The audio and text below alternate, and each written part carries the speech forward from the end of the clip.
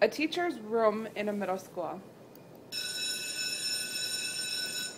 4 teachers enter the room. Their names are social efficiency, scholar academic, learner centered, and social reconstruction. What a day. I can't believe some of my students are so wonderful and some are such duds. You aren't kidding. I have both Sue and Roger in history class. Sue is brilliant, but Roger is as ignorant as they come. I have them also, but I don't think I would call Sue brilliant or Roger a dud. But Sue is so brilliant. Such a wonderful mind she has. Any new information I present to her, she absorbs like a sponge, and her mind is like a library. She knows so much information about history. Ask her about a person, or a place, or an event, and she can give you as good of an answer as an encyclopedia. And it's not just as if her mind was a storehouse for information. She also thinks like a historian. She has learned to think about events the way a historian would, to use the same type of evidence in a discussion as a historian would, and write the same way as a historian would. What a beautiful mind. It wouldn't surprise me at all if she went into Harvard and majored in history. It wouldn't surprise me if she got a doctorate in history and wrote a book about history. What more could you ask for in a student? Lots more if you ask me. I also have Sue in my class, and she is really out of it.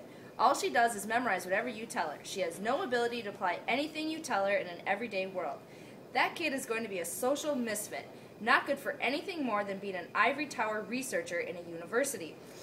She will never be able to relate to people in a social setting. She will never be able to succeed in a job in an industry where you have to do something practical. She will never be able to be a good parent, even though she might be able to quote you something about developmental psychology, along with the author and page number of the book where the quote came from. And the next thing you're going to tell me is that Roger is great? Yeah, Roger is wonderful. He is going to be an outstanding member of society, a marvelously productive contributing member of this community. He can do anything I ask him to do. He may not be able to repeat what I say word for word, but everything I teach him, he transforms into some useful social behavior. Any skill I teach him, he learns in no time at all. He may not be able to tell you the physics underlying how a computer works, but he can fix computers like no one I've ever seen. And he knows how to use all sorts of business software like spreadsheets and presentation programs. He can also relate to people beautifully, and that is such an important skill to have in any job. And you should see him with the kids. He is going to be a wonderful father, and as a worker in a factory or a corporation, you're not going to find anyone better. He will be able to do any job you give him to do. And that is what is really important about kids, that we can help them develop and productive adults who can fit and contribute to their society and community. They are more than just minds that learn school facts in the hopes of contributing to some ivory tower academic discipline in the future. Roger will be a pillar of respect in this community, an outstanding citizen. Pooh. That kid can't remember anything. He doesn't know the date of any historical event, and I wouldn't be surprised if he didn't even know who Andrew Jackson was. And he is willing to ask what this or that has to do with everyday life or the jobs he might get to perform in the future. Roger will never distinguish himself intellectually. He will be nothing more, since the measure of a person is the extent to which a person has developed his intellect, the degree to which he had learned to think in one of the ways valued by great scholars in our universities.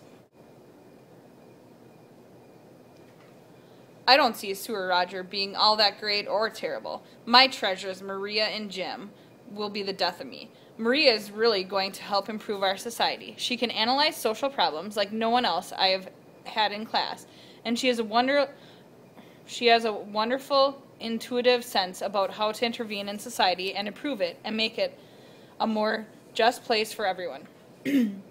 Just the other day, she got a letter to the publisher printed in our local newspaper that criticized how our town was handling recycling, and that the need for adults to preserve our environment for the benefit of their children.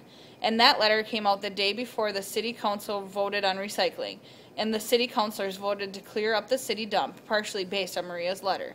Maria is going to be a wonderful social change agent, an outstanding adult who makes the world a better place for everyone. But she is always challenging everything and asking why.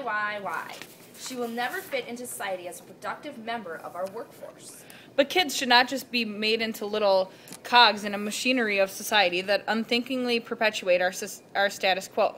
They should always be striving to make our world a better place to live in. They should always be looking for social injustices and attempting to improve society.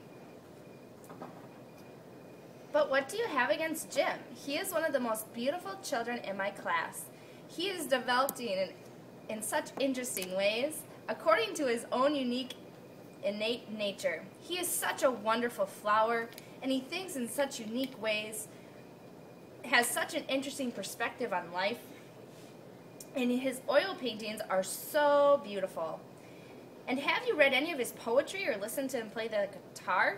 He is living life, experiencing life in such a rich way that goes far beyond that of any of the other kids you have mentioned. Jim is a mush mind. His mind is not at all disciplined. He's like a 10-year-old in his way of thinking about history, rather than a 13-year-old like he is. But children grow according to their own internal timetables and developmental needs, not according to some linear standards set out by our school curriculum. You have to value children for who they are, not who you want them to be. Come on, Elsie. Jim is never going to become a productive adult member of society unless he has some extraneous occupation like music or art. What is this? We need to view children as children, not as potential adults. We need to see children as the beautiful creatures they are, not as the adults they might be. Children are children first and foremost, not just future academics or adult workers. They are wonderful conglomerates of uniquely interrelated intellectual, social, emotional, physical, and artistic abilities. No way. We need to view children primarily as minds. The essence of mankind is our ability to think and reason in the disciplined ways developed by our culture. The essence of mankind is our ability to acquire and understand the ideas generated by the great scholars who have built the cultural foundations of our society. Jim just doesn't have it. Yes, sort of, but we need to see kids from the perspective of their potential as future adults, not just as minds, but as constructive workers who can perpetuate our society. The essence of man is not his ability to think, but his ability to act. Not just as his ability to think as a scholar, but his ability to behave in ways that contribute to maintaining our society. I don't think so. The essence of kids is not primarily their ability to reason or act, but their ability to think and act within the context of a value system that will bring about a better society than the current existing one. They are potential future social change agents, and most of all, we should cherish their ability to develop well-thought-out value systems that allow them to analyze and challenge our current social assumptions. That is why your flower child Jim will never distinguish himself. He is just into living life day to day in his comfortable, pampered, middle-class family. He has no vision at all. Maria is the shining star that I am, as far as I am concerned.